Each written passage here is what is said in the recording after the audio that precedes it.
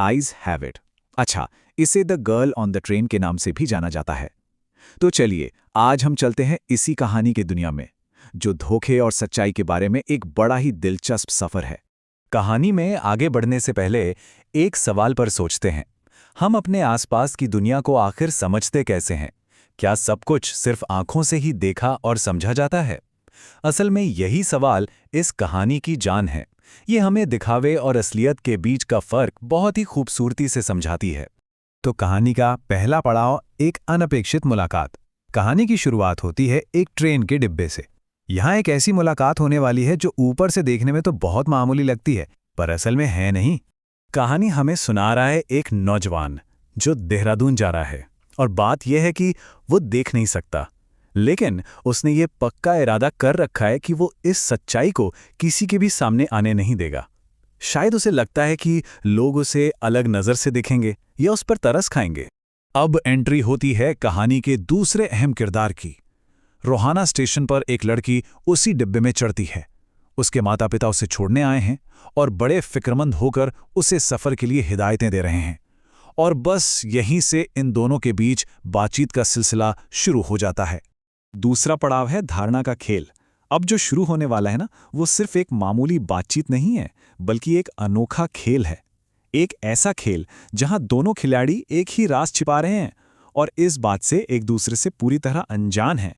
जरा इस खेल को देखिए तो, एक तरफ हमारा नरेटर है जो अपनी याददाश्त के सहारे बाहर के पेड़ों और पहाड़ों के बारे में ऐसे बात करता है मानो सब कुछ साफ साफ देख रहा हो।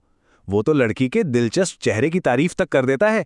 और दूसरी तरफ वो लड़की है, जब नरेटर उससे बाहर देखने को कहता है तो वो ये कहने की बजाय कि वो देख नहीं सकती, बड़ी चालाकी से कहती है, तुम खुद ही बाहर क्यों नहीं देख लेते?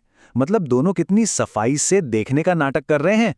अब देखिए, देख ना पाने की इस कमी को हमारा नैरेटर अपनी दूसरी इंद्रियों, अपने दूसरे सेंसेस से पूरा करने की कोशिश करता है।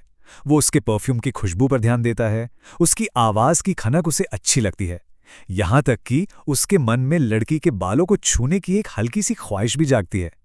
इन सब टुकड़ों को जोड़कर वो अपने मन में उसकी एक तस्वीर बना रहा होता है। और फिर उनकी इसी बातचीत के बीच एक ऐसा पल आता है जो उनके इस अजीब से रिश्ते के बारे में बहुत कुछ बता जाता है।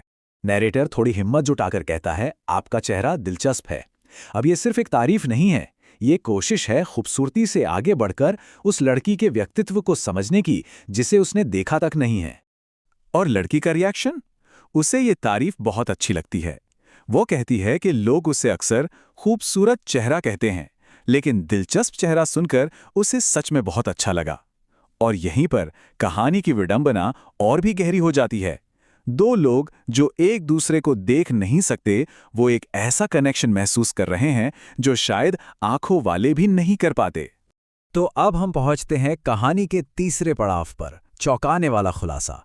सफर आगे बढ़ता है और अब वक्त आ गया है कहानी के सबसे बड़े ट्विस्ट का।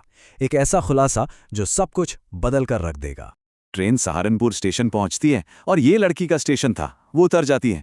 नरेटर एक बार फिर डिब्बे में अकेला रह जाता है, बस उसकी आवाज की गूंज और उसके परफ्यूम की महक के साथ। तभी डिब्बे में एक नया मुसाफिर आता है।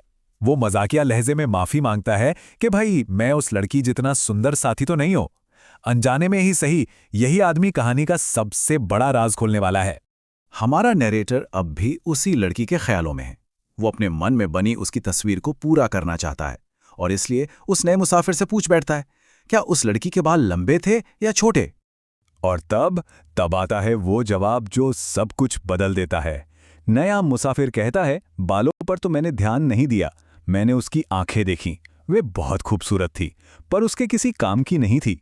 वो पूरी तरह से अंधी थी। और बस इसी एक पल में नरेटर का वो पूरा खेल, वो पूरा धोखा एकदम बेमानी हो जाता है।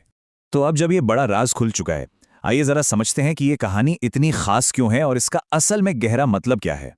इस कहानी का जो सबसे मजबूत पहलू है वो है आयरनी, यानी कि विडंबना। मतलब जब जो दिखता है या जिसकी उम्मीद की जाती है, सच्चाई उसके ठीक उल्टी निकलती है। यहाँ सोचिए, दोनों किरदार अपना अंधापन छिपाने की जी-जान से कोशिश कर रहे थे, ये जाने बिना कि सामने वाला भी उनकी ही तरह देख नहीं सकता। उनकी सारी कोशिशें बेकार थीं। इस कहानी में कई गहरे विषय छिपे हुए हैं। सबसे बड़ा तो है विडंबना। जिसके बारे में हमने अभी बात की। फिर है धारणा और वास्तविकता के बीच का फर्क, कि जो हमें लगता है या दिखता है जरूरी नहीं कि वही सच हो। दोनों किरदारों का अकेले सफर करना उनकी हिम्मत और आत्मनिर्भरता को भी दिखाता है।